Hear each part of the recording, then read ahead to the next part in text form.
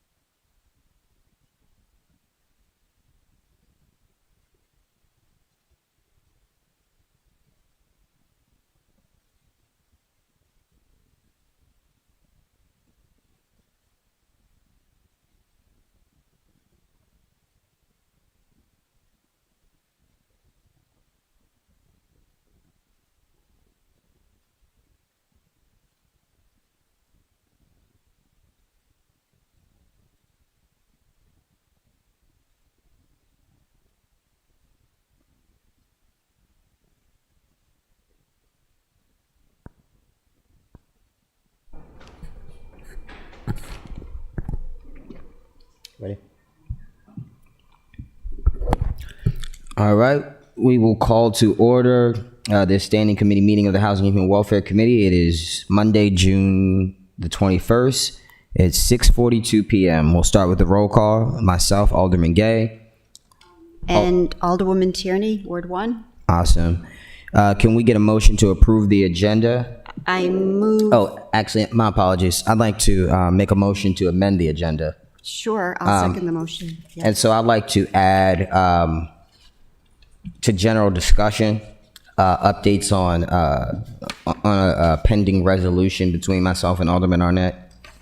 But I would like to get the input of the Housing and Human Welfare members.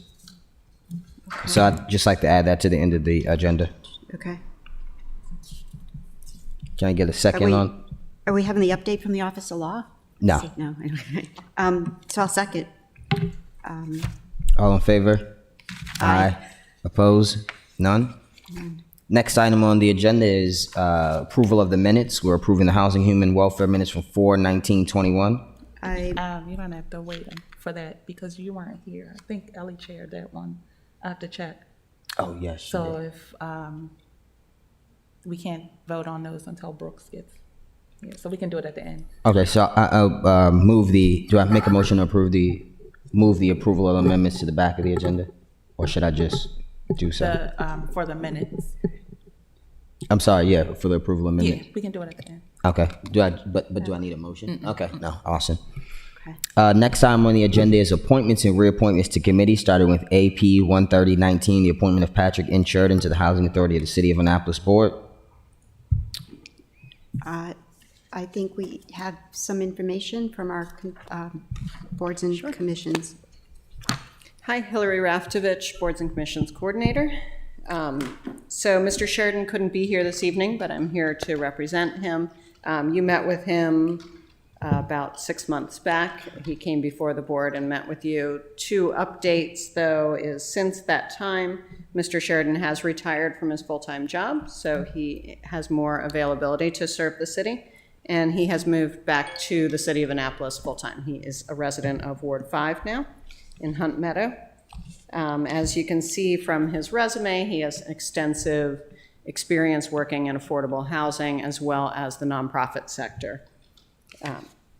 He worked with Volunteers of America as the executive vice president in housing. So he has lots of experience, and he's very enthusiastic about serving the city. I'll make a motion to approve appointment of Patrick Sheridan to the Housing Authority of the City of Annapolis Board. I will second the motion. All in favor? Aye. Aye. Those opposed? None. The appointment AP 13019 will be sent to the full council. I think the next meeting is 6/28/21.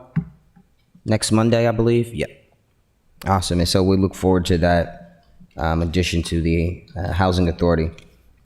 Next item on the agenda is legislation before the committee. I'm sorry.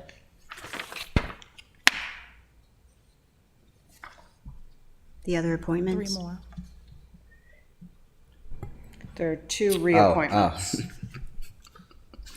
I was just looking at the bolded one. Yeah. My apologies. Next item on the agenda is AP 3021, the reappointment of Jeremy Browning to the Human Relations Commission. Mr. Browning informed me yesterday that he has decided not to continue on the board. So but he is willing to serve until replaced. And he, if you don't know Mr. Browning, he's the, I think, president of Annapolis Pride, and he will be reaching out to the Pride community through his email list to try to recruit a new member for the board. So, And so tonight's appointment will move forward. When he finds a replacement, we'll just reappoint someone yeah, else. he doesn't need to Okay. be reappointed. He can continue to serve until replaced. Awesome. Thank you so much. Next item on the agenda is AP 3121, the reappointment of Helen Leach. I hope I'm pronouncing that right, or Leach, to the Human Relations Commission. Ms. Leach is the longest-serving member of that commission. She's been on there since 1992. Wow. She comes to you with a recommendation from the chair to continue, as well as from the staff liaison. That is outstanding. And she hand wrote her application She did. with cursive. Yes. That's awesome. So can we make a motion to approve AP 3121 to the full council? I move that we approve Helen Leach. Recommend favorably. I'm sorry, could we recommend favorably AP 3121 to the full council? I move that we recommend Helen Leach favorably for reappointment to the Human Relations Commission. I'll second that. And all in favor? Aye. Aye. Those opposed? None. Next item on the agenda is AP 3221, the reappointment of Rosemary Katchmeyer to the Human Relations Commission. Ms. Katchmeyer is also a long-serving member. She's been on the board since 2006, and she is the only Spanish speaker on the board currently. We are seeking a Latina representative for that board, but don't currently have one, so Ms. Katchmeyer at least can communicate across lines, and she also comes with the recommendation of the chair and staff. That is awesome. And so we also look forward to having her continued on the commission. Where And so does she could- live? I'm sorry? I was just wondering where does she live? She has a P.O. box on the, Yes, curious. she lives in Eastport. oh, okay, sorry. So could we have a motion to recommend favorably AP 3221 to the full council? Yes, I recommend that we, I motion that we recommend Rosemary Ketchner to the reappointment to the Human Relations Commission. Second. All in favor? Aye. Those opposed? None.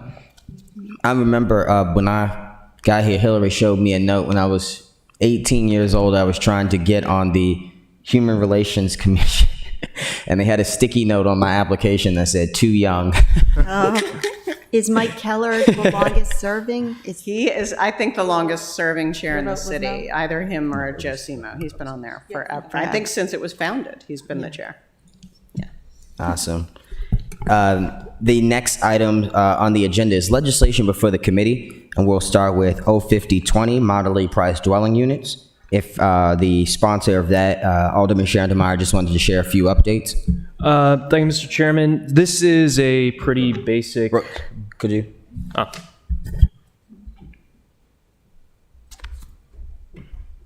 Not used to the in-person committee meetings yet. Thank you, Mr. Chairman. This is pretty much just an updating of language for the moderately priced dwelling unit ordinance that we have in the city already. Something that it does do, though, is it updates the occupancy period from 10 years to 30 years, kind of increasing the amount of time people can stay in them, which I think is a good for longer-term sustainable housing. And so is this moving with another piece of legislation, or is this, This is just kind of a cleaning up of other languages. where is the, The ADU stuff is unrelated to this. It's the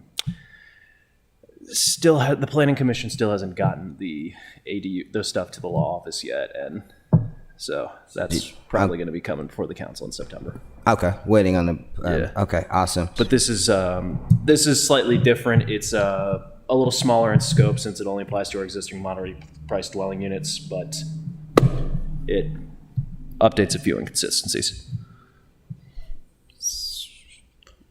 DeWan, Any it has- questions? Yes. Yeah, I was concerned that, so you're right, we passed legislation when, a couple of years ago, and so now it jives with that. I get, yeah, but what is this part, the updating, the renaming of the Affordable Housing Trust Fund? Is that what it's called? DeWan, I want to make sure you agree with that. It references updating the renaming of the, quote, Affordable Housing Trust Fund. That's the one that takes the fee in lieu of. Which, I'm reading the staff report. 1 second, let me pull up the staff report. Yeah. Because you were, that was brought up in the housing presentation that. Okay, yeah, we should probably, I'll let the assistant city manager speak really quick, but this is a good point that you brought up. So, just so everyone is clear on this subject, we can't change the name of the fund unless we go back to the legislature and ask them, and create a new fund, create the new name, and then ask them to change the legislation. Otherwise, the funding must still go to the fund identified in the legislation. And so the legislation is very specific. It is, And but it we can speaks update to- the language as to what the Affordable Housing Trust Fund does, correct? Yes, you can, as long as it is still able to accept funds for housing assistance payments, which is what the legislation says. Yeah. So when you're saying legislation, you mean the state legislation? The state legislation is Yeah. what provides the 3%. the 3%, So exactly. that, just so I'm clear, that goes into a fund that we have set up, and that is called, The Affordable Housing Trust Fund. Trust Fund. okay. And that is what the legislation, So we can't change, it would be a mess to change if we that. changed it, then Yeah, we so- wouldn't have a place to put the money. So Yeah, what, it has to be a set of what we would have to do is, as she's mentioned, keep this Affordable Housing Trust Fund as it is, because they've updating the name. This was the formerly the Housing Affordability Trust Fund. So we keep this name, Affordable Housing Trust Fund, rechange or go into the code and change the duties of that trust fund, but the incorporate primary that. duty is rental assistance. Then we go back into the code and we bring back the housing and the homeownership assistance trust fund, so that funds can be created for that trust fund and to be managed by Teresa Wellman's office to continue the work that they've done under that description, which is homeownership assistance, updates to properties. Am I missing anything, Ms. Wellman? So ultimately, we're not going to have the one fund, we're going to split it so it goes to the right use, yeah. But to be clear, as Ms. Farrow has mentioned, the 3% is only to go to the Affordable Housing Trust Fund. It's not to be split with the Housing Affordability Trust Fund. So is this okay for, this was talking about when we had the fee in lieu of moderately priced MPDUs, it would go into this affordable, we're updating the name But I think we will eventually change that because we want the fee in lieu dollars to go to the homeownership assistance trust fund as they have historically, right? Okay. So Teresa Wellman, Planning and Zoning. The way I understand it is this legislation is just updating the changes that you made in the previous legislation when Alderman Rodriguez was here. You changed, but you didn't change it all. So this is updating that. As far as the fee in lieu, we don't have a fee in lieu anymore. So I would suggest that before you make any changes to the name, that we have a discussion about that, because if you call it the housing, if you look at if you look at the legislation before you, if you look at 20.30.070, there's a slight change in there. And in number 6, it says provide funds to match other state or federal home ownership programs, and I changed it to housing. Because our MPDU program doesn't just do home ownership, it does rental. So, But they're not gonna change the name because that would just, so the legislation will update and clarify the purpose, but not change the name. right, so, because I thought I heard somebody say they were gonna go back and change the name back to the home ownership. Well, I think there should be two different, and this is a discussion that we can have here in this setting. I think there should be two different trust funds because to my knowledge, and again, well, let me just break it down from the beginning. The Homeownership Assistance Trust Fund that was originally established, in my opinion, was not satisfactory because there was still a missing middle as we continue to discuss. There were certain eligibility requirements, et cetera, that prevented, families for smaller issues. Like if I had a family that was having a rental problem and they needed, $1,200 to pay back rent to prevent eviction, I couldn't have went to the Homeownership Trust Fund for that money. Or to my knowledge, I couldn't.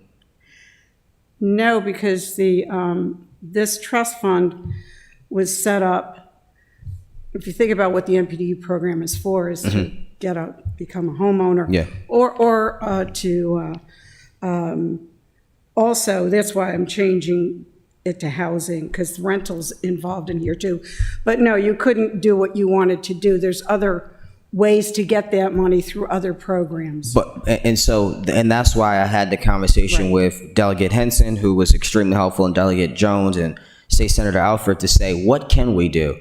And this was what we directed these funds for in the Affordable Housing Trust Fund. So as Ms. Farrell mentioned, that's the primary purpose. And so I think there should be two trusts because we want one to focus solely on rental housing assistance, security deposits, et cetera, those things, which are in a completely different market than the homeownership key piece. Well, I would suggest that you talk to the Office of Law regarding the truly what a trust fund is, because there's legislation that needs to be taken care of to make something a true trust fund. Well, maybe That we was the should- one thing that Teresa Sutherland always was having a hard time with this trust fund. Because it's not legally set up as a, Yeah, maybe we should postpone this. well, what you want to do doesn't have any effect on this. This is just a cleanup. Yeah, but I want to create. I want a very clear and transparent process that we don't get too confused. Because even in this meeting, I don't think you understand what I want to do, and I'm No, I do partly understand. understanding what you're doing, what you want to do, and I don't want this to affect what I want to do. I understand what you want to do. Mm-hmm. Okay, you want to set up a special fund for people that get rental assistance. Mm-hmm. It's a program. It can be, and as Lynn said, it can be set up as a separate program and fund within this.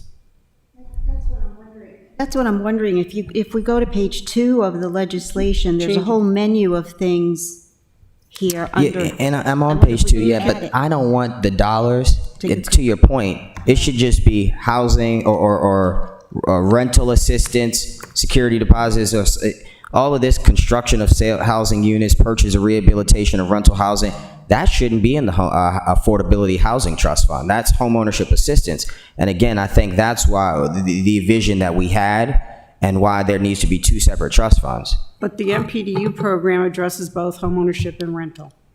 Well, well, that's why I'm saying we should postpone this and figure out, because This is just a cleanup of legislation that you didn't follow through and change everything that was supposed to be changed.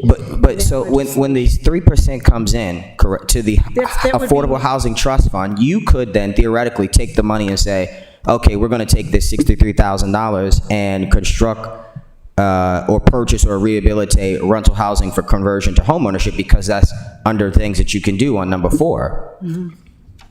No, I don't think so, because the state legislation wouldn't allow you to do that. So the state legislation is not matching then the legislation that's here, then, to the point that you made. If it can only be used for the things that we had discussed with the state, shouldn't we be then taking out all of this extra verbiage here that talks about contracts with nonprofits, provides funds for administrative costs, rehabilitate residential units, those Because things? the state legislation is not that specific. It says the funds must be used for housing assistance payments. And so it does not say that it has to be used for rental. It doesn't say it must be used for home ownership. It just says for housing assistance. And so in that case, but if you want to designate that it would be used for a more specific purpose within the housing assistance payments, then you could do that. You could do that. I think to work with the Office of Law and the Finance Director so that we have a clear understanding of the processes that need to be in place to manage the funds.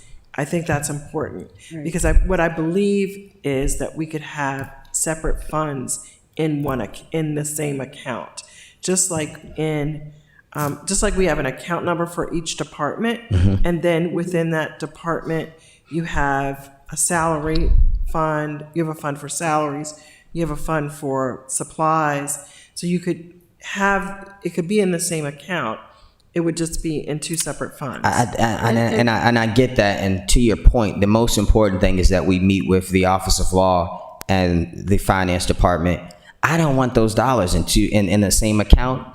Understanding that there are financial metrics and ways that you can separate them and track them, just like as we went through the whole budget process, I just don't trust it. And particularly when we're talking about dollars to help families that need it most. I mean, I just don't, I would hate for a family to come and apply, for this program. And they're like, oh, well, we made a mistake and we used that money for this because we thought it was, no. It should just put it in a separate pot for itself, let it accumulate year after year after year with its 3%. And so my vote right now. Then you need new legislation. Well, that's why I said my vote should be to postpone this, and I think we come back with a better piece. This doesn't have anything to do with.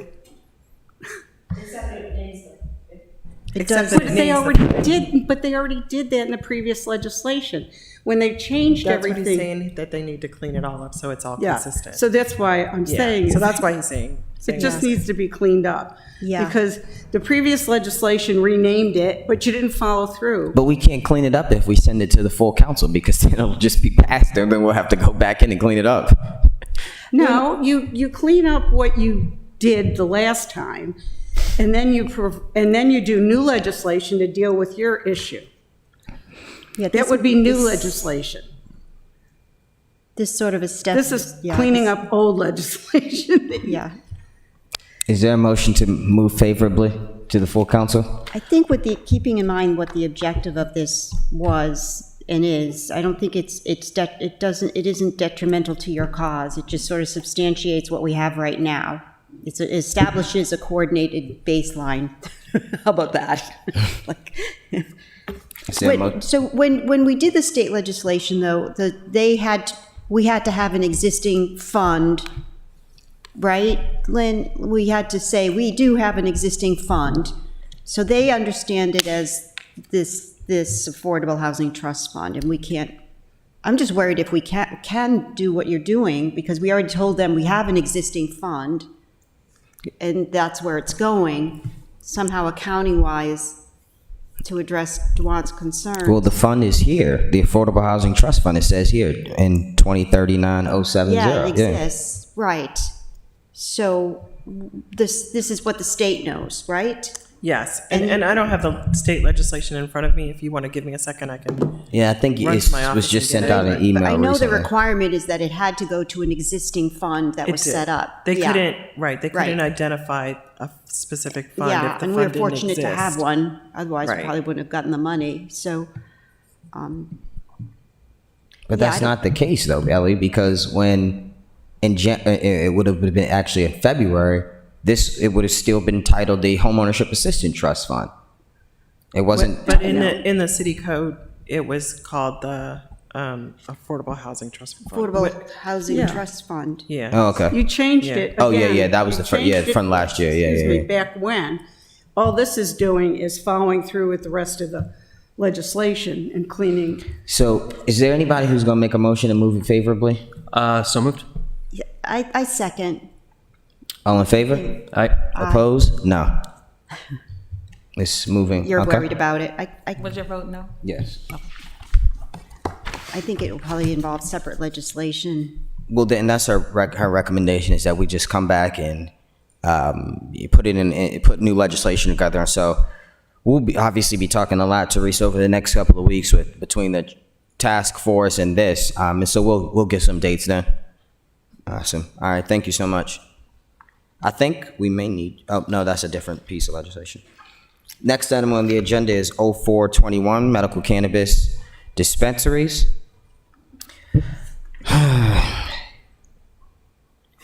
Have you had a chance to read the Planning Commission findings? Any of my colleagues? I have not, Mr. Chairman. I was- Could you sum it up for us, please? I apologize. I was there, so, Okay, you were there. yeah, I mean, they. The recommendations. The Planning Commission did not fully support this legislation as written and found upon majority rule that if this legislation was passed by the council with respect to cannabis dispensaries, it should consider the following amendments. The primary goal of the Planning Commission is to prohibit clustering of medical cannabis dispensaries and to ensure approved dispensaries to be spread thinly through the city's appropriate places, which is something that I think could be challenged by the Office of Law, because that's not their primary responsibility. Their responsibility was to make sure that these dwelling units were legally sound to be within the designated areas. There was an alderperson who made reference to clustering, and the Planning Commission then started to take that in consideration, which is a breach of that role because it politicizes the commission. But agreed, and I will provide amendments to solve the clustering problem. Without expressing a preference for what regulatory mechanism is instituted to regulate medical cannabis dispensaries, the Planning Commission recommends strongly that in any legislation permitting dispensaries, the process shall include the opportunity for the public to comment on any application, and that the following 4 factors be included: distance from existing dispensaries, distance from public and charter schools, distance from residential lot lines, and parking standards. And here's what took place at the initial meeting. It was made very clear from a colleague from Ward 3 that she did not want the dispensaries to be in Ward 3. She suggested that we amend the legislation to say that between each dispensary, we do 2 miles. That's just not likely in a 7 square mile city. It just wouldn't happen. Alderman Schandelmeyer? Thank you, Mr. Chairman. The state currently has legislation that covers this, correct? They have to be 1 mile apart. Isn't that correct? No, what the state has done, and it's really the Medical Cannabis Dispensary Committee. They have passed the legalities as it relates to zoning down to the individual counties. Because Anne Arundel County has not enforced any particular code on the city of Annapolis, we have the flexibility now to create our own. And that's why we had the issue that we did with the dispensary on West Street, halfway in, halfway out. To your point, the state did have over the 1 mile dispensary mark, but the counties then changed it. And their recommendations were, well, I'll pull it up for you actually, if you would give me the time, if you like. Just so that we can be clear.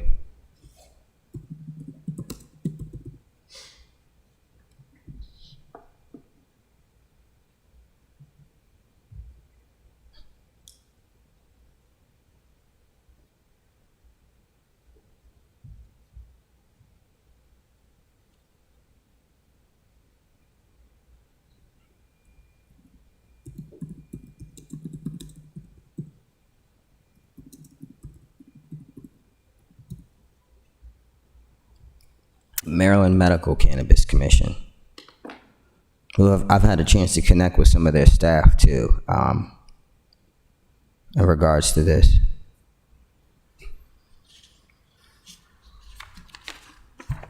You go to laws and regulations, law and policy.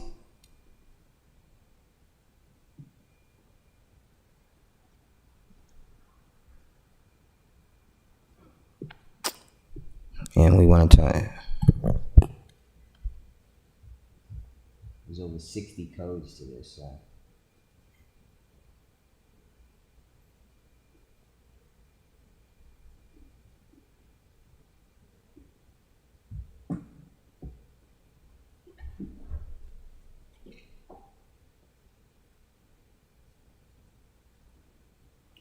It's the fun of a regulation. I just kind of put it on there and keep it going.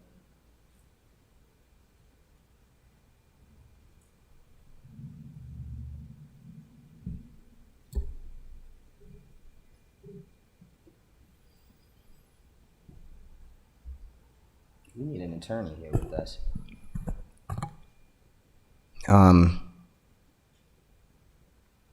Because we're live right now. It's important, so I'll send it out to you in email so that you can see the state's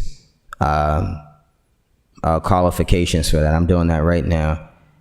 And again, it's under the Maryland Medical Cannabis Commission, and they have, under subtitle 62, the Natalie M. Leprade Medical Cannabis Commission, and it goes from 10.6201 to 10.6237 in great detail about the requirements necessary for medical cannabis dispensaries. Oh, no, that's processes on the premises. But as mentioned, I'm very, very open to the concerns of our colleague, and I plan to introduce the necessary amendments to create barriers so that we can prevent clustering. Obviously, we're talking about it's narrowed down to feet from individual dispensaries, from individual school lots, from churches, etc., with the understanding that that would hopefully limit the number of dispensaries that can be in Ward 3. And to the general public too, the state does mandate how many actual licenses can be produced. And I think right now there are like 95 licenses in the state of Maryland, and 92 of them have already been, passed out. And so there is no, high probability that we'll just have dispensaries busting out the seams in the city. So I'm hopeful for this legislation. Again, it only addresses medical, not recreational. And hopefully we'll get there at another date next year. And so I'll make the motion to recommend favorably to the council. I would like to discuss our. Oh, actually, I can't make the recommendation of motion favorable for the council without the amendment. Yeah, to discuss the amendment. I understand our colleagues from Ward 3's goal to prevent an overabundance of the dispensaries in her ward. However, 2 miles effectively pushes the likelihood of anything in the city. We are not a very large by square foot city, and I see it as a sneaky way to stop the legislation. And so I personally would not support that amendment. I am open to doing 1 mile, which would get it well outside of her ward and open it up to other areas that are more amenable to this. But 2 miles pushes it out of the city line. We can.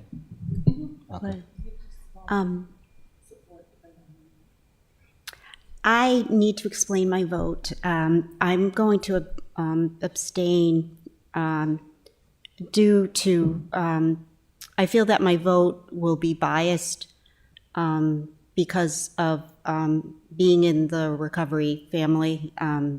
Being in recovery, I don't think I can give a fair vote on this. I don't have a conflict of interest. I just, my no would be based more on bias. So it would be unfair to give you a no. So I'm going to abstain. Okay. Absolutely, and I respect that wholeheartedly. Any other questions or concerns from the committee? So we will make a recommendation or recommend favorably to the council without 0421 Amendment 1. Do we, point of procedure, Mr. Chairman? Do we put our recommendation on the amendment first, or do we, or do we just go forward with, we recommend this without the amendment? It does the same thing, but sometimes you got to follow the rules of Robert. So it's up to you. You don't technically, because it's not your amendment, you're not recommending favorably or unfavorably. Okay. Others will do that, but it's up to you. Okay. In that case, Mr. Chairman, I would like to move to recommend 0421 favorably without the amendment. Second that. All in favor? Aye. Aye. Abstain. Next item on the agenda is 01621, maintaining chickens, for the purpose of modifying the application and approval procedure for maintaining chickens, providing notice requirement, and generally relating to maintaining chickens.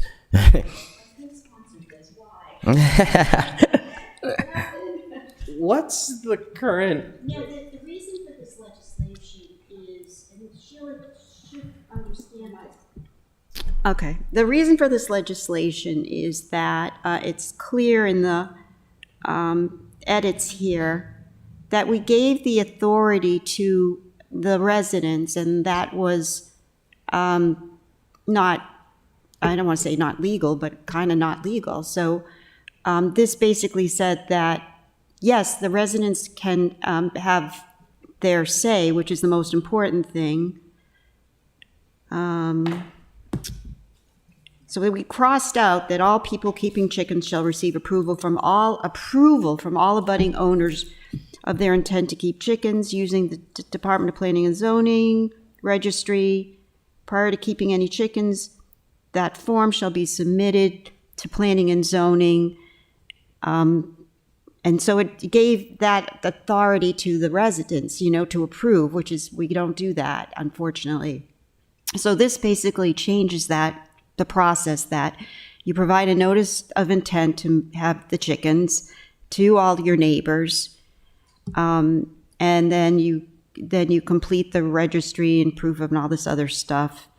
And ultimately, the Department of Planning and Zoning gives the approval. So there was never any sort of public hearing or anything like that, I guess. Sally's not here to address that. I thought we had a public hearing on that during our last meeting. Oh, I just meant in the process. They apply and Planning and Zoning approves, so I guess that's it. There's no process other than that. Oh, I'm sorry. I thought you meant on the bill. Yeah. So that's the way I understood it, is that the residents don't have that police power to approve. So I think it's okay. And I agree with the recommendations from the Office of Law. I don't think it should be up to the Right. abutting neighbor, you know. Yeah. Yeah, that's, Put it before the commission and allow them to decide.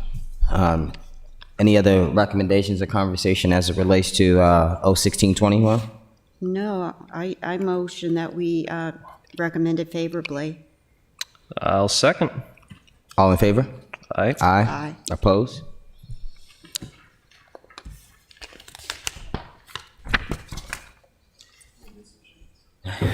Is that the chickens? Next Jackie item on Rose has them. Jackie Rose in Planning and Zoning. chicken. Yeah. The next item on the agenda is CA 121, Office of Community Services. Established for the purpose of establishing the Office of Community Service, updating the powers and duties of the city manager and generally relating to the Office of Community Service. I motion that we approve, that we recommend favorably. No, I mean, I'll second and request I be added as a co-sponsor so I feel included. I'm just making last minute checks because, you know, they yeah, I slip mean, stuff in on you. we approved the money for it, so that's part of it.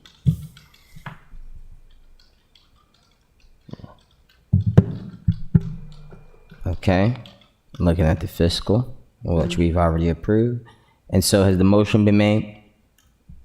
Yes. Second. All in favor? Aye. Aye. Opposed? None? Next item on the agenda is general discussion. ID 15421 is X. There is no update from the Office of Law. I did add an item to the agenda, general discussion as it related to an resolution I'm working on with a colleague. And I thought it would just be respectful to bring it before this commission as it relates to a housing issue. And so we have some significant issues within the Housing Authority of the City of Annapolis as it relates to a maintenance backlog and the financing necessary to upkeep with this.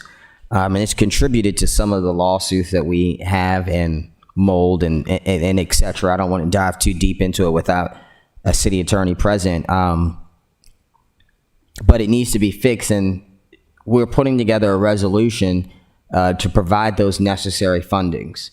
It'll be introduced on Monday, June the 28th. It'll be introduced at the council meeting on the floor. I will obviously share it with my colleagues before or prior to the meeting, but I did want to let you know that it is in the works. And that is just critical. If you see some of the videos and images and calls that I get from constituents, it's crazy, you know, that they have to live in homes like this and the quality of life. Just understanding that the dollars from the federal government has dried up. I wouldn't say that it's any fault of any particular administration or individual. It's just a necessary commitment of the resources, and so we're working on that. And I would just hope to have some support as we get to that point. I'll share evidence, obviously, with you. Plan to bring forth in-person testimony. This is something that we've been working on, and we think that it's important. And so I just wanted to share that again with everybody. So wouldn't that sort of appease our responsibilities to the lawsuit? You know, or you know what I'm saying? I mean, there was a whole menu of stuff that we need to do. Mm-hmm. Wouldn't this be in Well, response to that? The lawsuit does not say that an X amount of dollars should be, About put maintenance. forth on this particular project. It outlines what they expect under the consent decree. We've looked over the consent decree also as a part of the task force, and the monies or the direction for this particular problem has not been, sufficient. And so we put together this resolution, obviously in coordination with HACA, down to the appropriate dollar amount and everything, and just trying to see how we can best help our neighbors. Does HACA have a budget for maintenance or any? Do we know what? Yes, they do. And if you actually look on their homepage, the budget is broken down under their, they have a little tab that just says fiscal analysis. And it is broken down, but it's not sufficient. And when we're talking about maintenance backlog, that's usually where most of the trouble comes in, because you get dollars for X project and then you start this, but then you can't get to those. And And so it just creates these systemic problems in the home, with mold and ceilings falling and just water issues and just so many things. Toilets. I had a constituent last week. She was an entire week without a working stove, but because it was not a electrical issue or there was no odor coming from it, it wasn't an emergency. And so she went a whole week without a stove. She has 5 kids. Yeah, I mean, this just is ridiculous. And so I think just assisting where we can with those things is something that we can do at a small cost to the city. yeah, I'm all over that because I mean, anecdotally, I don't know the facts, but it always frustrated me. I mean, being, a background in construction, it's like they should have, a storage facility of smoke detectors and all this stuff ready and available, and, you know what I mean? And just be just more efficient in fixing these problems. And also we should make sure that we include, preventative maintenance. I mean, when you have mold, it's already too late. Where are the leaks coming from? So yeah, it's a big deal. I think it's a start. I just want to make sure that we're okay legally. I don't know. I agree with you too. Preventive maintenance is the key so that long term, a lot of these issues won't follow up. But, now, obviously with Newtown 20 down and a lot of the families being moved, we hold, 85 probably % of the public housing in the city in Ward 6, just between Robinwood and Eastport Terrace and Harbor House. Eastport Terrace and Harbor House obviously being the largest in the city. And we're to capacity. There's no room, and there's a 2,500 people waiting list. 55% of the families on that list are considered extremely vulnerable. And the fixes aren't just coming fast enough. Obviously, this is a small solution, but we believe that it'll just help, and it'll be efficient for the families that are here now while we work on these long-term problems through the task force. And so I will definitely share it with you all before this Friday. Just so you'll have it this weekend ahead of the meeting. I think it's important to note, I mean, I had a bed and breakfast. I went through inspections, and the inspection was the fire marshal would be there, and they would poke the smoke detectors and all that to make sure they worked. They'd check for running water, and they'd check GFI. But, they didn't go into the showers and see if there was anything like that. I mean, that's the stuff that creeps up on you. So it's, And to be completely open and transparent about conversations, as I discussed here a couple of weeks ago, and a question to the city attorney, I think, and I've discussed it with our state delegate, we can strengthen the mold standard laws in the city. Obviously, she's working on it on a state level, but we can do so on a city level on what we require of our inspectors. And I think that would go a long way. To your point, once it's here, I just feel like it continues to grow back. And particularly when you're in neighborhoods like Robinwood, where you don't have central air. And so there's just this constant form of humidity in the home, and opening the windows, and it's raining, and just X, Y, and Z. And what did we expect, really? And so just this. But that's the stuff they should have a maintenance, checking filters. Well, they have a contract with. I don't want to say the company's name on this live right, forum, sure. Okay. But they do contract out when there is an issue, and we do send out the city inspectors, and they do what they are required to do, and they test to the standard. Yeah, that's what I'm saying. Yeah. Yeah, but I've had instances in the home that I've lived in where I'll explain the process to you. They come out, they cut away the piece of drywall, whatever it is there. You'll have this massive machine in your home just sucking up all the humidity. I can't say the word. Yeah, they're like I'm thinking of humidity, a dehumidifier, but it's a massive one. And we had it in our bathroom for 2 weeks. They come back, patch up the hole. 3 weeks later, you have mold again. And so, just being more efficient there. And obviously maybe this is something that we shouldn't be discussing in the open forum, so I kind of want to put a close to this in light of some of these lawsuits, but I just really, really want to help where we can, and so I think this is the next step. I think that is brings a close to the agenda, unless there are any other questions or concerns. City housing is in Ross's ward. I don't know the. Public housing? Public housing, yeah. I don't believe there's public housing in Ward 8. Yeah, I was just Yeah, curious. Okay. I don't believe so. I think it's now just 2 and 6. Okay. Yeah, I didn't think so either. Yeah. And me, I have Bloomsbury Square. I have Bloomsbury. Okay, 2, 6, and 1. 2, 6, and 1. 4 did have Newtown 20. Oh, okay. Yeah. Sorry. And so I'm eager for that development, and I can't wait for it to open up. I know the people are excited too. And so, yeah, this is exciting. Awesome. And so, any other questions or concerns? Have we had the comp plan come before this committee yet? Not before this particular committee. They did present briefly before the full council last week. Okay. Again, as just because the task force, the Community Equity Development Commission, and now this, we are trying to just merge and be as efficient as possible with all of our times, realizing we're working on the same issues. And so I think good stuff ahead for housing, honestly. I'm excited. Me too. Yeah. Yeah, it really, Eric Lashinsky is in sync. I mean, it's in sync. and they understand what we're hoping to push forward, all with keeping community character in mind, of course. Yeah. And so, any other questions, concerns before I make a motion to adjourn? Mr. Chairman, I make a motion to adjourn. I second. All in favor? Aye. Aye. Opposed? None. Good meeting. Thank you, guys. Good meeting, thanks, guys. Okay. Oh, gosh, we have a work session tomorrow.